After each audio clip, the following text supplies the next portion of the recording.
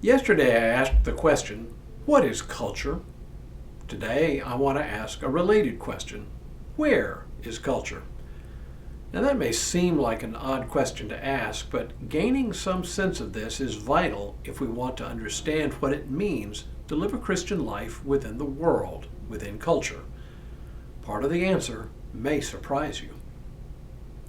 Hello, I'm Stuart Baskin, pastor of First Presbyterian Church of Tyler, Texas.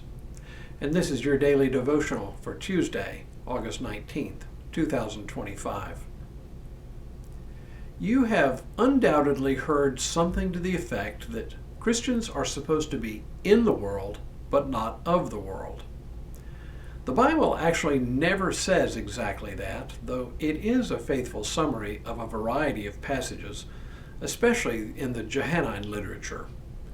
In Jesus' high priestly prayer on his disciples' behalf, found immediately after the Last Supper as recorded in the Gospel of John, Jesus says this, "I have given them your word, and the world has hated them because they do not belong to the world, just as I do not belong to the world.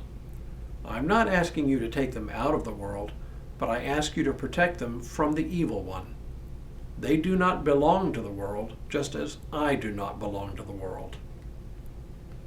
Many Christians take this to mean that Christianity and culture are two separate things. But actually the reality is more complex than that. Because here's the thing about culture. Not only are we in it, culture is in us.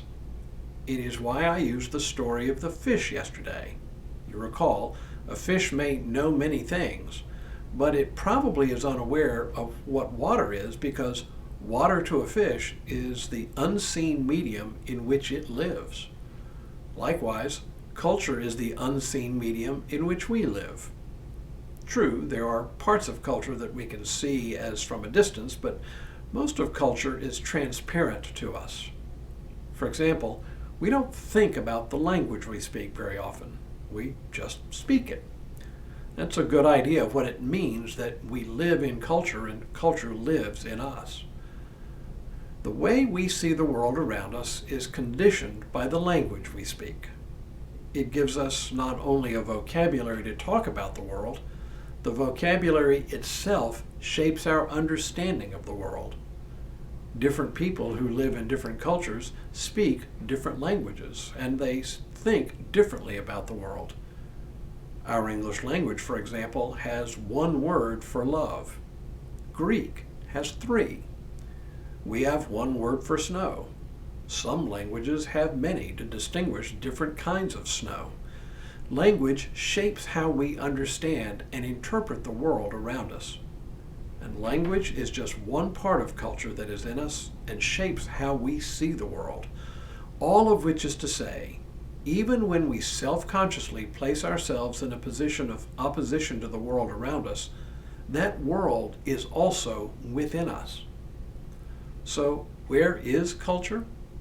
It's tempting to say that culture is out there, but part of the answer is that culture is both the reality in which we exist, and it also exists within us, shaping how we think and how we act.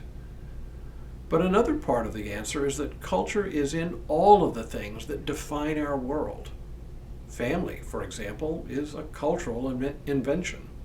Civil government, economic systems, art, music, religion, social groups, all these things and more are part of the culture around us. Different cultures may organize them differently, but they are all features of pretty much all human communities. Which leads to another observation. All of these institutions ask us for our loyalty. Not only our families, but also the social systems we call family ask for our faith and allegiance. Religion as a social institution, as distinct from God, also asks us for our allegiance, our loyalty. Nation, tribe, social group, all these things ask for our loyalty.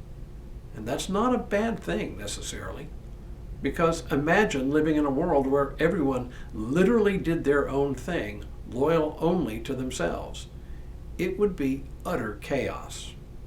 No, culture exists because we human beings have to arrange things so that we can function in some reasonable semblance of order. The fights we have in our culture about a great many things are simply fights about how we order things, not whether we should order things. The issue, of course, is how, as Christians, we navigate our loyalty to Jesus Christ and the many good things in culture that ask for our loyalty as well. All of which brings us back to where we began last week, H. Richard Niebuhr's articulation of the enduring problem, the question of the relationship between Christ and culture. It's a knotty set of issues. Tomorrow, I'll try to tie all of this together so we can begin to move on to Niebuhr's descriptions of the various typical ways different parts of the Christian church navigate these various loyalties. But for now, may God continue to bless you and keep you in all that you do this day and in all the days ahead.